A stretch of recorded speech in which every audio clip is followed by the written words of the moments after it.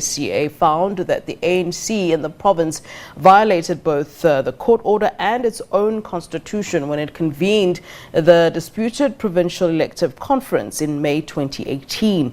Let's unpack this. We're now joined via Zoom by political analyst Ongama Mtimka. Sir, thank you so very much for being with us here on SABC News this afternoon. Thank you, Flo. Good afternoon to you and your viewers.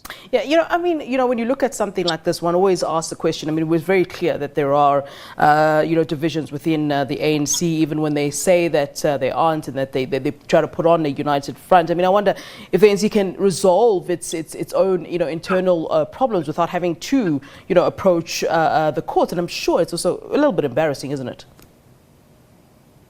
It is. So this is the crux of factional power within the ANC. The ability to control processes leading up to either regional or provincial elective conferences, or arguably even the national conference. Likewise, processes of electing representatives who represent the party as councillors. And at this, the control over membership processes and elective processes, it has pitted the ANC against society itself, where you find that people who ought to be councillors in certain areas and are popular are not, as a result of manipulation of processes. But also it has resulted in the ANC itself being hijacked by people who would otherwise not pass some of the aspirational values as enshrined in through the eye of the needle, as well as the documents on organizational renewal.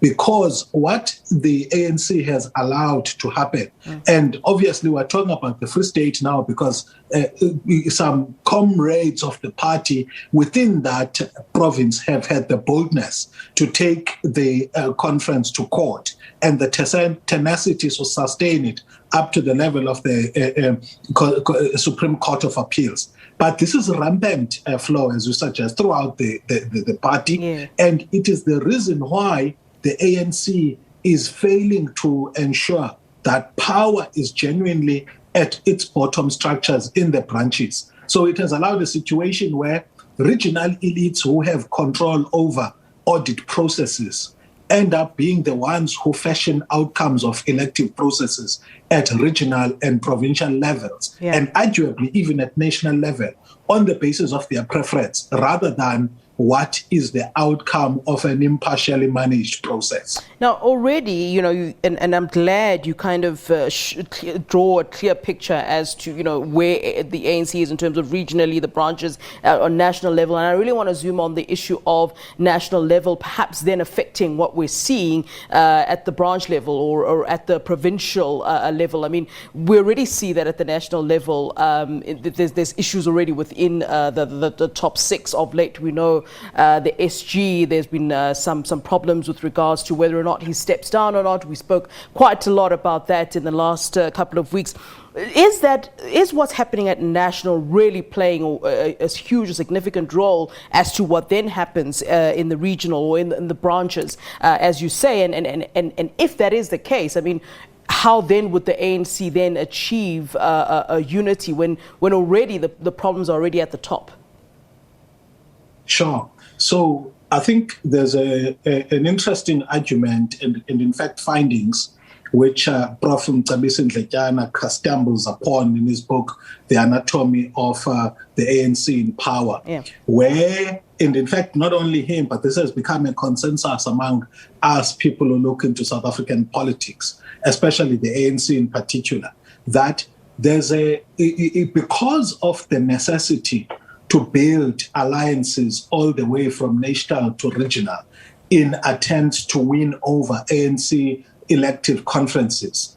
What the ANC fails to do at a national level is to provide direction at lower structures in ways that help eliminate the tendency of whichever regional leaders are in charge at a particular time to control membership processes through membership, through fraudulent activities or activities which sideline certain groups which may be in favor of a particular candidate at a national level.